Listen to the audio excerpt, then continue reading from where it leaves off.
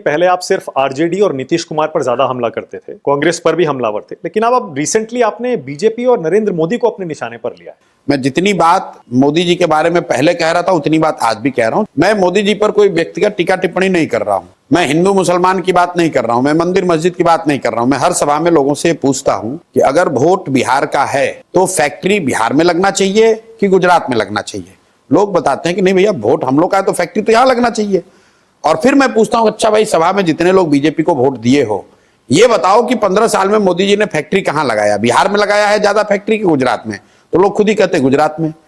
तो मैं ये कह रहा हूं भाई, ये तो नहीं होना चाहिए कि आप वोट बिहार में लीजिएगा और फैक्ट्री गुजरात में लगाइएगा। मोदी जी आए मधुबनी में, मधुबनी के अपने भाषण में मोदी जी ने कहा कि सहरसा से एक नई वंदे भारत ट्रेन चलेगी जिससे श्रमिक परिवार के बच्चे सुविधाजनक तरीके से महाराष्ट्र और गुजरात जा पाएंगे वहां मजदूरी करने। अब पहला व्यक्ति प्रशांत किशोर है जिसने इसका विरोध किया है। हम कह रहे हैं कि हमें ऐसी ट्रेन नहीं चाहिए जिस ट्रेन पर बिहार के बच्चे मजदूर बनकर जानवरों की तरह बैठकर महाराष्ट्र और गुजरात में नौकरी मजदूरी करने जाएं। हमें ऐसी ट्रेन नहीं चाहिए। ये इतना बड़ा बिहार के प्रति पूर्वाग्रह दिखाता है कि आप कह रहे हैं कि वंदे भारत ट्रेन चलेगी ताकि तुम्हारे बच्चे, बिहार के बच्चे बैठकर गुजरात में जाए मजदूरी करने के लिए। क्या मोदी जी ने कभी भी अपने भाषणों में किसी दूसरे राज्य में कि भाई गुजरात से एक नई वंदे भारत ट्रेन चलेगी जिससे गुजरात के श्रमिक परिवार महाराष्ट्र तमिलनाडु जाएंगे मजदूरी करने? इसकी आप गंभीरता को समझिए। बिहार भारत में रहने वाले बड़े वर्ग के नजर में मजदूर का सप्लायर है, मजदूरों की फैक्ट्री है। और ये बात इतना लोगों के दिमाग में घर कर गई है कि वंदे भारत का इनॉग्रेशन करते समय या घोषणा करते समय प्रधानमंत्री भी यही कह रहे हैं।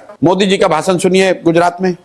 मोदी जी गुजरात में गए, उन्होंने कहा जब गुजरात 2035 में 75 साल का हो तो मैं चाहता हूं कि गुजरात की अभी से प्लानिंग हो कि वहां शिक्षा कैसे होगी, वहां इंडस्ट्री कितना होगा, वहां इनकम कितना होगा, गुजरात में कल्चर की स्थिति क्या होगी।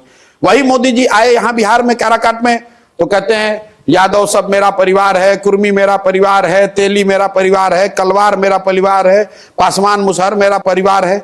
अरे भाई, आप प्रधानमंत्री हैं, गुजरात में जाकर आप कह रहे हो कि 2035 में गुजरात कैसा दिखना चाहिए, और बिहार में आकर आप यादव, कुशवाहा, कोयरी, ब्राह्मण, भूमिहार की बात कर रहे हो। गुजरात जा रहे हो तो आप इन्वेस्टमेंट समिट की बात कर रहे हो, फैक्ट्रियों की बात कर रहे हो, गिफ्ट सिटी की बात कर रहे हो, धोलेरा सिटी बता रहे हो। अब बिहार आते हो तो कहते हो तुम लोग को 4 किलो अनाज दे रहे हैं। भाई 8 करोड़ गरीब परिवारों को अनाज मिल रहा है, इसकी गारंटी दे रहे हैं। आप मुझे बताइए कि क्या गुजरात में फ्री अनाज नहीं बट रहा है? 80 करोड़ लोगों को अनाज मिल रहा है ना, 5 किलो। बिहार में भी उसमें कुछ लोगों को मिल रहा है, लेकिन दूसरे राज्यों में तो आप ये नहीं कह रहे कि 4 किलो अनाज दे रहे हैं इसलिए वोट दो। तो बिहार में क्यों कहते हो भाई?